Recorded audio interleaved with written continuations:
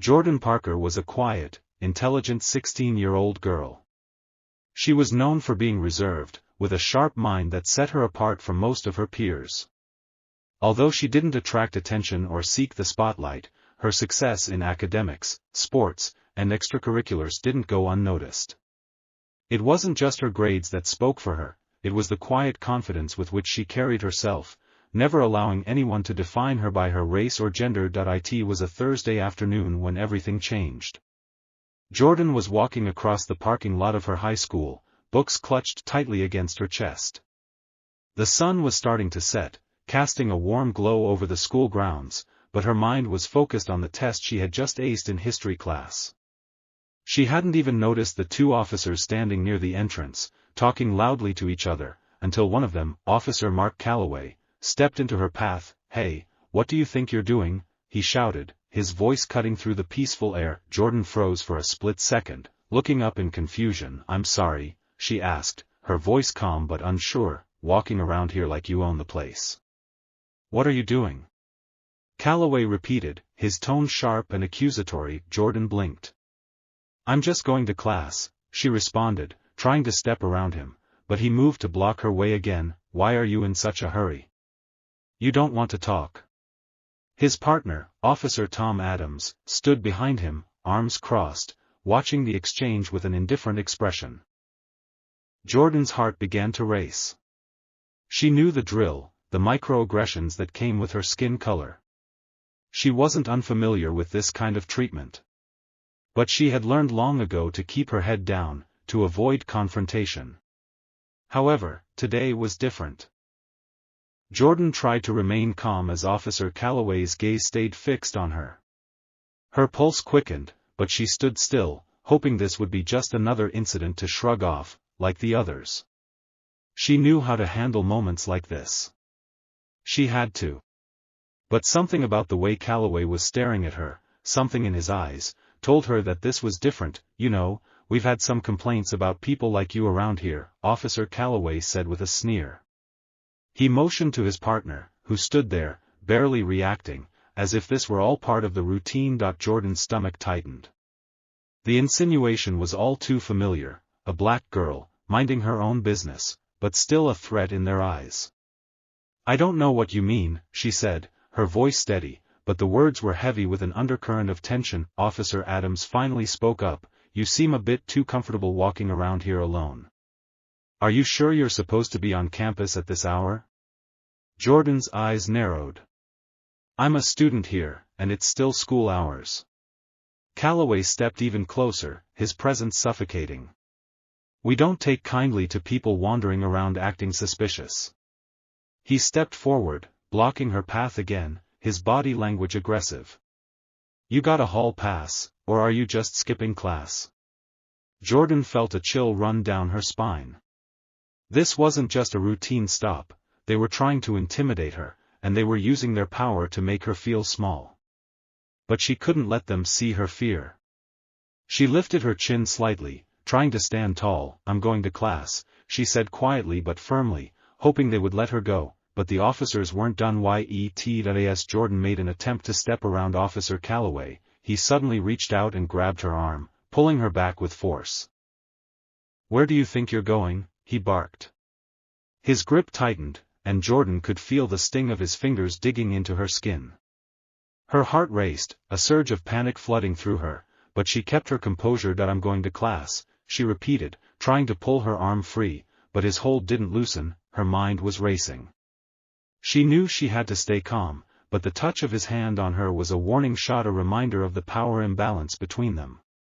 Jordan's thoughts flashed to the stories she had heard, the countless times that others had been unfairly treated by people in positions of authority, and how often those incidents ended badly. "Let go of me," she said, her voice now firmer, though her hands were trembling. Calloway smirked. "Not until you answer a few questions. You think you can just walk around here like everything's fine? Who do you think you are?" The word stung like a slap to the face. "I'm a student. Just like everyone else," Jordan said, her voice gaining strength despite the knot in her stomach. A group of students had gathered nearby, watching in silence, most of them avoiding eye contact. But their presence was enough for Jordan to feel the weight of their attention. Her breath was shallow, but she wasn't about to back down. Not this time. Officer Adams stepped forward. Maybe we should just take her in. She's got attitude. Jordan's heart skipped a beat. No, no, you can't do that, she said, shaking her head. But before the situation could escalate further, the bell rang, signaling the end of the period. The students slowly began to disperse, moving away from the scene. It was as if the moment passed, but Jordan knew this wouldn't be the last time she'd face this kind of treatment, and something inside her clicked. She wasn't going to let this go. Not anymore. That night Jordan sat at her desk staring at the assignment on her screen. Her mind was elsewhere, replaying the scene from earlier in the day. She hadn't said a word to anyone about what had happened, not even her mom. She didn't know how to explain it, or if anyone would believe her. But what she did know was that things were getting worse. As her eyes skimmed the textbook, the door to her room creaked open. She didn't need to turn around to know who it was. Her dad, Colonel Elijah Banks, had been away for the past few months, deep in the field, working on a project that had him constantly on the move. But tonight, the door had opened in a way that only her father did, quietly, with purpose. "Hey, kiddo," he said gently. His voice was low but comforting, the voice of a man who had seen and done things that made the normal world seem foreign to him. Jordan didn't reply right away. She wasn't sure how to start the conversation. She hadn't even told him about the incident yet, but the knot in her stomach was unbearable. So, instead of answering, she turned in her chair to face him. The weight of her silence hung in the air, and her father immediately noticed. "What's wrong?" he asked, concern etched in his face. His eyes were sharp, always scanning, always taking in the details. Jordan opened her mouth to speak, but the words caught in her throat. She had been taught to handle things on her own, to be strong. But tonight, something was different. She couldn't keep it in any longer. They tried to take me in today. The cops, they grabbed me," she finally whispered, her voice shaking despite herself. She had held it together all day, but now it all came spilling out. Elijah didn't say anything at first. He didn't need to. He knew the power of silence. But the look on his face shifted. It wasn't anger. It wasn't even surprise. It was something colder. The kind of look he had when he was about to do something that required his full attention, something that didn't involve his emotions. "Tell me exactly what happened," he said, his tone steady, like a man preparing for battle. And in that moment, Jordan realized, this wasn't just about her. This was about something much bigger. She explained everything, the stop in the hallway, the way Officer Calloway had grabbed her, the sneers, the threats. Her father didn't interrupt, didn't say a word. He just listened. And when she was done, he nodded. "All right," he said, standing up and walking toward his office. "We're going to fix this." Jordan felt the weight of his words. She didn't know what he meant by that yet, but she knew one thing: this wasn't going to go unnoticed anymore. The following morning, the house was quiet. Elijah had left before sunrise, as usual. He moved like a shadow, with a purpose that his family had learned to respect. Jordan had barely slept.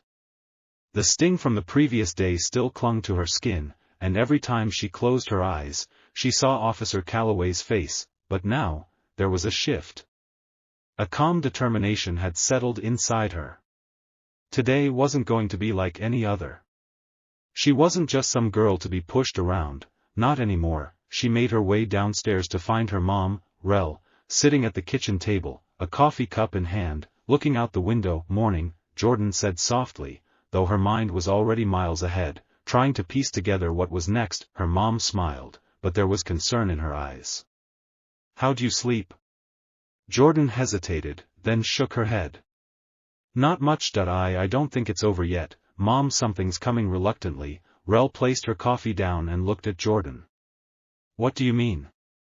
Jordan exhaled. She knew her mom didn't like talking about these things. She had been protective, kept Jordan away from anything that could bring harm. But this wasn't something that could be ignored anymore. "They're going to try again," Jordan said, her voice steady, though there was a quiet intensity in her words. The cop. The way they looked at me yesterday, it wasn't just one officer. It was like they were all watching, waiting for something to happen.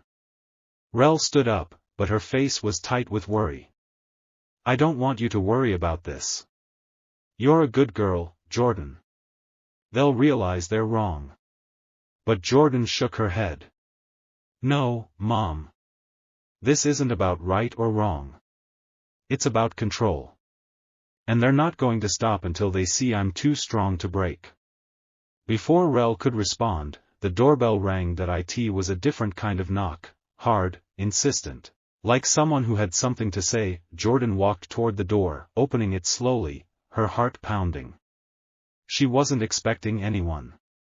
But when the door creaked open, there stood a man in a sharp suit, dark sunglasses, and a badge at his hip. Miss Banks, he asked, his voice formal. Jordan nodded, unsure of who he was. Yes?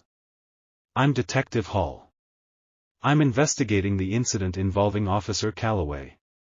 I need to speak with you about what happened yesterday, he said, his tone businesslike, but there was something almost sympathetic in his eyes. Jordan's stomach twisted.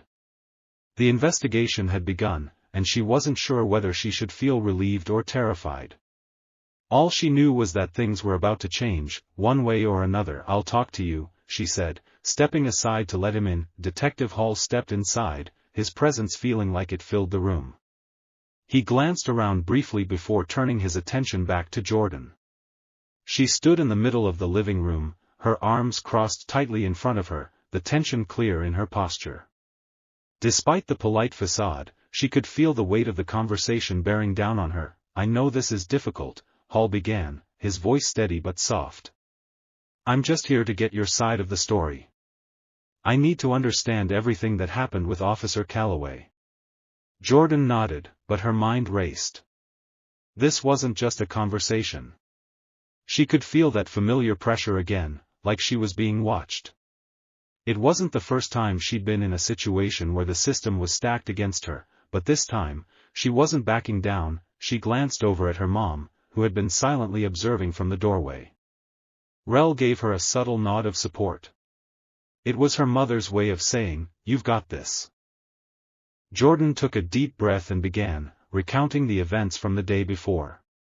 She spoke clearly, without emotion, not wanting to give Hall any reason to think she was intimidated. The more she spoke, the more she realized the holes in the system were growing, and that Calloway wasn't just acting on his own. He followed me around the store, Jordan said, her voice cutting through the air. Like he was looking for a reason to do something. I didn't do anything wrong. But when he accused me of stealing, I wasn't even given a chance to explain. Detective Hall nodded slowly, his expression unreadable. He scribbled notes on his notepad, his eyes flicking back up to Jordan. And then yesterday at school, she continued. It wasn't just him anymore. I could feel the eyes on me. Like the whole town knew something that I didn't. I understand, Hall said, his pen pausing. This is bigger than just one officer. We'll make sure this gets looked at carefully. Jordan wanted to believe him.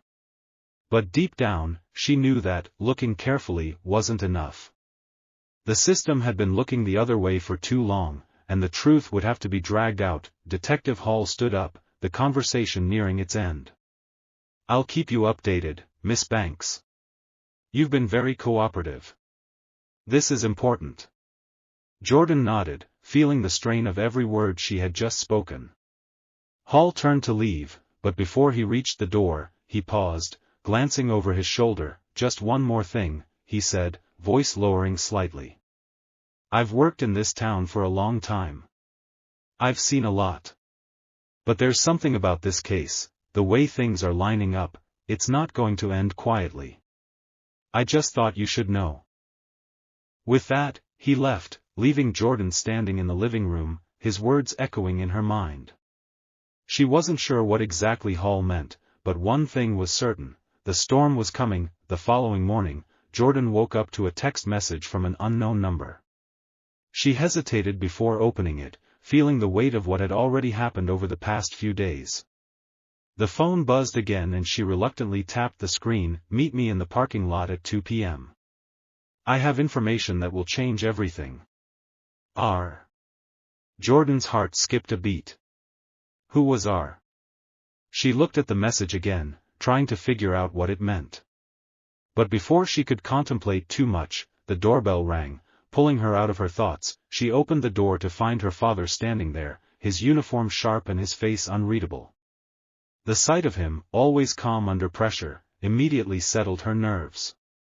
He didn't need to say a word, his mere presence made her feel safe, like everything would be okay in the end. "Dad," she said, her voice trembling. "I need to talk to you about something." Elijah nodded and stepped inside, closing the door behind him.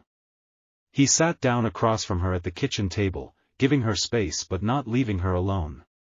Jordan didn't waste time. "Last night, I spoke with Detective Hall," she began. "But I got a message this morning from someone named R. They said they have information that could change everything. I don't know what it means or who they are, but I feel like there's more to this." Elijah sat back, his eyes narrowing with concern. He had seen this before, things happening beneath the surface, whispers growing louder, and people always looking for leverage. He understood the game better than most. Do you trust this person? He asked quietly. Jordan shook her head.